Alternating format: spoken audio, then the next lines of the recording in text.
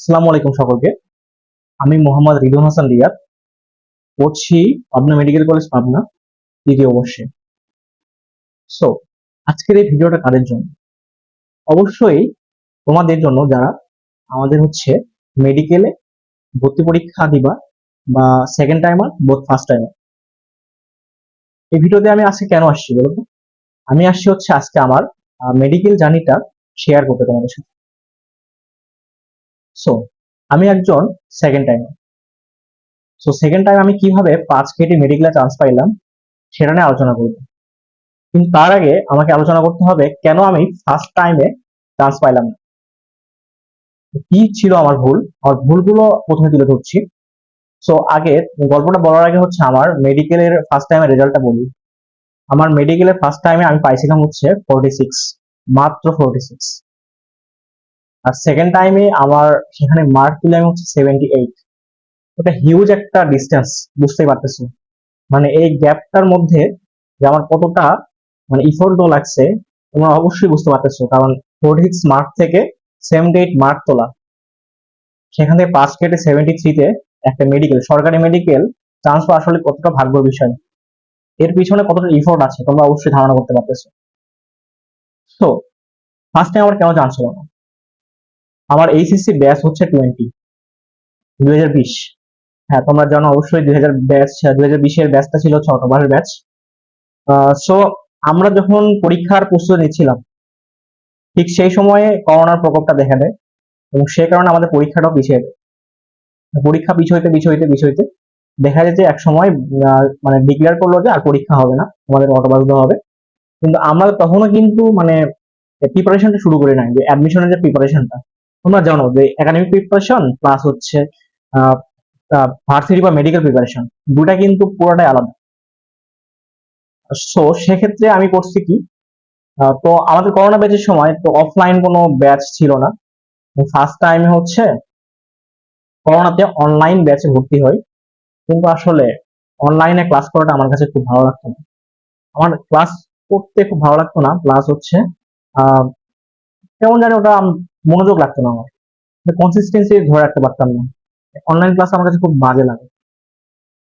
তো সেক্ষেত্রে দেখা গেল যে রেজাল্ট দিয়ে দিল, এইচএসসি রেজাল্ট। জিএসসি এইচএসসি এর রেজাল্ট ভালো ছিল, সেক্ষেত্রে এইচএসসি রেজাল্টটাও A+ আসছিল। তো তারপর 2020, তখন অক্টোবর মাস, সেপ্টেম্বর বা অক্টোবর অক্টোবর হ্যাঁ, অক্টোবরে তখন দেখা গেল যে আমরা কয়েকজন বন্ধু মিলে ডিসাইড করলাম যে আমরা অফলাইনে কেন না পড়ি, অফলাইনে পড়ি। তখন আমার ডিসিশন নিলাম। সো সেক্ষেত্রে আমরা রাজশাহী মেডিকেল একটা ভাইয়া, প্লাস ঢাকা ভার্সিটি একটা ভাইয়া, দুইটা ভাইয়ার কাছে পড়তাম। তো রাজশাহী মেডিকেলের ভাইয়ার কাছে পড়তাম বায়োলজি, আর এই ঢাকা ভার্সিটির এই ভাইয়ার কাছে পড়তাম কেমিস্ট্রি। আমি কিন্তু ফিজিক্স প্রিপারেশন কিন্তু এখন শুরু করিনি। সো পড়তে পড়তে দেখা গেল যে 2021 জানুয়ারি মাস, তো জানুয়ারি মাসে দেখা গেল করোনার প্রকোপটা যখন একটু কমলো, তখন ভাইয়াদের কলেজটা খুলে দিল।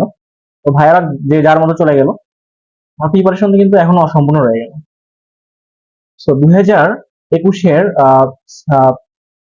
2রা এপ্রিল, মানে 2 এপ্রিল আমাদের মেডিকেল ভর্তি পরীক্ষা প্রথম অনুষ্ঠিত হয়। তো পরীক্ষার আমার প্রিপারেশন কিন্তু একদম জিরো। মানে এখনো কিভাবে টেকনিক, পুরো চ্যাপ্টার তো আসলে ভাইয়ারা পড়ায়নি ওইভাবে। তো সেক্ষেত্রে আমার দেখা গেল যে আমার প্রিপারেশনটা এখনো ফুললি হয়নি। তো পরীক্ষা দিলাম, আমি পড়ছি, এর মধ্যে একটু ফাঁকিবাজি করছিলাম, বুঝছো? পড়াশোনার মধ্যে একটু ফাঁকিবাজি হয়ে গেছিল আমার। এই কারণে আসলে আমার প্রিপারেশনটা খুব ভালোভাবে ছিল না। তো পরীক্ষা দিলাম, কিন্তু পরীক্ষার সময় আমার মনে হইলো যে কোশ্চেন গুলো খুব অনেক ইজি ছিল, কিন্তু আমার পড়াটা খুব ভালো মতো ছিল না দেখে আমি অ্যান্সার করতে পারতাম না, আমার কনফিউশন ছিল প্রচুর। তো পরীক্ষা দিলাম, পরীক্ষা দিয়ে রেজাল্ট দিল 4 তারিখে। পাইলাম 46। লজ্জায় আর কাউকে রেজাল্টটা বলতে পারলাম না, বাসায়ও বলি নাই রেজাল্টের কথা, কারণ আমি জানতাম আমি চান্স পাবো না। সো এরপরে কি হইলো, ভার্সিটির প্রিপারেশন, ভার্সিটি মেডিকেলের চান্স না পাওয়াতে প্রিপারেশন ভালো ছিল না, এই জন্য আসলে ভার্সিটি প্রিপারেশনটাও ওভাবে নেওয়া হয় নাই। কারণ মানে কি বলবো এখন, তুমি দেখো, যদি প্রথম পরীক্ষা যদি খারাপ হয়, প্লাস যদি প্রিপারেশন যদি ভালো না থাকে তাহলে কিন্তু পড়াশোনা কিন্তু করতে ইচ্ছা করে না। কিন্তু একটা হিউজ গ্যাপ ছিল আমাদের। তো মেডিকেলে ভর্তি পরীক্ষার পর 5 মাস পর, মানে 4-5 মাস পর অক্টোবর ছিল হচ্ছে ঢাকা ভার্সিটি পরীক্ষা। ঢাকা ভার্সিটি পরীক্ষা হলো হচ্ছে রাজশাহীতে। তো আমি গেলাম। ও ঢাকা ভার্সিটি পরীক্ষার সময় সাথে সাথে 4 তারিখে, অক্টোবরের 1 তারিখ হচ্ছে ঢাকা ভার্সিটি পরীক্ষা, আর অক্টোবরের 4 তারিখে হচ্ছে রাজশাহী ভার্সিটি পরীক্ষা। তো আমি গেলাম, আমার আপু ছিল হচ্ছে রাজশাহী ভার্সিটিতে। তো সেই সুবাদে ভাইয়ার এক মানে আপুর এক ফ্রেন্ডের কাছে আমাকে রাখা হলো যে রাজশাহী ইউনিভার্সিটির গেটের সামনে কাজলা গেট নামে একটা জায়গায়। তো সেখানে একটা মেসে উঠলাম। তো মেস লাইফে কিন্তু আমার কখনো থাকা হয়নি, কারণ আমি বাসা থেকে আমার কলেজ লাইফ সম্পূর্ণ করেছি, স্কুল কলেজ সব। তো বাসার বাইরে কখনো যাওয়া হয়নি। সেই সুবাদে আমার এক্সপিরিয়েন্স হলো মানে মেসে কিভাবে থাকতে হয়, কিভাবে যেতে হয়। মেসে ছিল হচ্ছে আমার রায়হান ভাই আর হচ্ছে আব্দুর রহমান ভাই। আসলে ভাইয়াদের পড়াশোনার স্টাইল দেখে আমি পুরো হতবাক। তারা কিভাবে পড়াশোনা করতেছে জবের জন্য। তখন আমার মনে হইলো না, আমি অনেক ভুল করতেছি। আমি এরকম ফাঁকিবাজি করে আমার লাইফে কিছু করতে পারবো না। মানে তখন থেকে আমার একটা মানে মনের মধ্যে একটা অনুশোচনা সৃষ্টি হলো, কেন আমি টাইমটা নষ্ট করতেছি। তখন দেখলাম ভাইয়া রাত 3টা 4টা পর্যন্ত জেগে জেগে পড়তেছে। তখন আমার মনে হইলো না, আমার পড়া উচিত। ঢাকা ভার্সিটি পরীক্ষা দিলাম। ঢাকা ভার্সিটি পরীক্ষায় উত্তীর্ণ হইলাম, রিটেনে ফেল করছিলাম। দেন এই যে হাতে 3 দিন সময় পাইছিলাম রাজশাহী ভার্সিটিতে পরীক্ষা দেওয়ার জন্য। সো তখন রাজশাহী ভার্সিটির কোশ্চিন ব্যাংকটা সলভ করলাম। কোশ্চিন ব্যাংক সলভ করে পরীক্ষা দিলাম। দেখা গেলো আমার রেজাল্ট ছিল হচ্ছে 52.60। তো রেজাল্ট খুব একটা ভালো না, 3 দিনে পড়াতে রেজাল্টটা মানে মোটামুটি হয়েছে, মানে না পড়তেও ভালো, রেজাল্ট হয়তো আরো খারাপ করতাম। তো আমার মধ্যে মনে হইলো যদি পড়াশোনা করি তাহলে কিন্তু আমি পারবো। তো এই মাসের 17 তারিখে ছিল হচ্ছে গুচ্ছ পরীক্ষা সিট পড়ছিল খুলনাতে। আর গুচ্ছ পরীক্ষা আমাদের সময় একটু কঠিন হয়েছিল, সেক্ষেত্রে এখানে উত্তীর্ণ হইলাম না। দেন দিলাম হচ্ছে নভেম্বরের 10 তারিখে জাহাঙ্গীরনগর বিশ্ববিদ্যালয় পরীক্ষা। আমি 4টা ভার্সিটি পরীক্ষা দিয়েছিলাম ফার্স্ট টাইমে। তো এখান থেকে আমার এখানেও মার্ক ভালো তুলছিলাম, কারণ এই গ্যাপের মধ্যে একটু পড়াশোনা করছিলাম। কারণ কি এখানে ইন্সপিরেশন পাইছিলাম হচ্ছে এমএস লাইফ থেকে, ভাইয়াদের থেকে ইন্সপিরেশন পাইছিলাম। এখানে মোটামুটি দিলাম, কিন্তু জাহাঙ্গীরনগরে সো টাফ, মানে প্রিপারেশন না থাকলে এখানে চান্স পাওয়া সো টাফ। দেন আমি ডিসাইড করলাম, মানে বাসায় আসলাম হচ্ছে 11 তারিখে। দেন ডিসাইড করলাম যে আমাকে মেডিকেলে চান্স পাইতেই হবে। সো আমি পড়াশোনা শুরু করে দিলাম।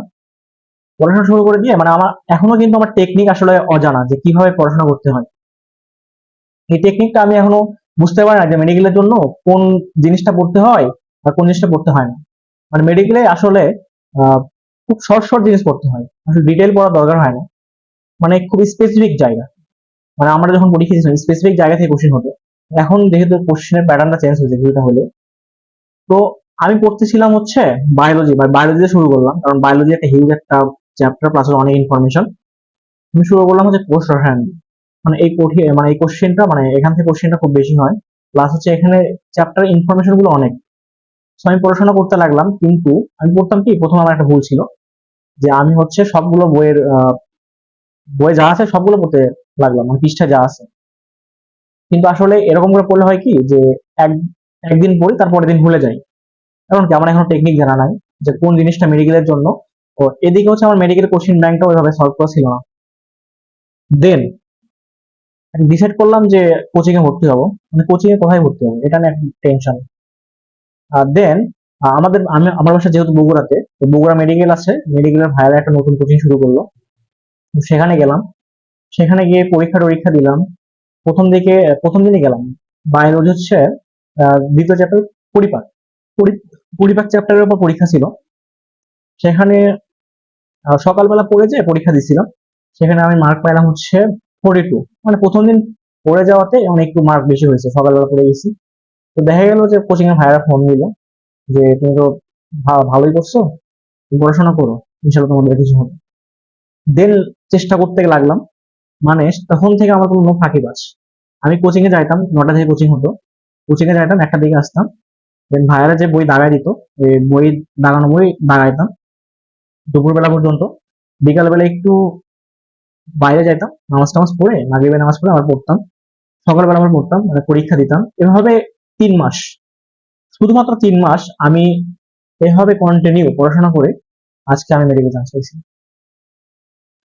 সো যারা হচ্ছে ফার্স্ট টাইম পরীক্ষা দিবা, তাদের জন্য আমার একটাই অনুরোধ, তোমরা ফাঁকিবাজি দিও না, ফাঁকি দিও না। কারণ সেকেন্ড টাইম পরীক্ষা তো সো টাফ। আসলে এখানে লাক লাগে। হয়তো আল্লাহ আমাকে, আমার ভাগ্যে মেডিকেল ছিল, এই জন্য আমি মেডিকেল আসতে পারছি। So tough.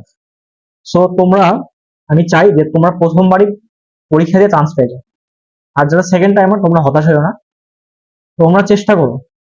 চেষ্টাতে কখনো বিফল হয় না, চেষ্টা করলে মানুষ কখনো বিফল হয় না। কথা আছে না, প্র্যাকটিস মেক্স মেন পারফেক্ট। তো সেটাই। তো তোমরা চেষ্টা করো, অবশ্যই তোমরা চান্স পাবা। আর আমি তোমাদের জন্য অবশ্যই চেষ্টা করবো যে আমি যেভাবে পড়ছি বা সেই গাইডলাইন দেওয়া। তো তোমরা অবশ্যই সাথে থাকবা। ইনশাল্লাহ দেখা হবে খুব শীঘ্রই।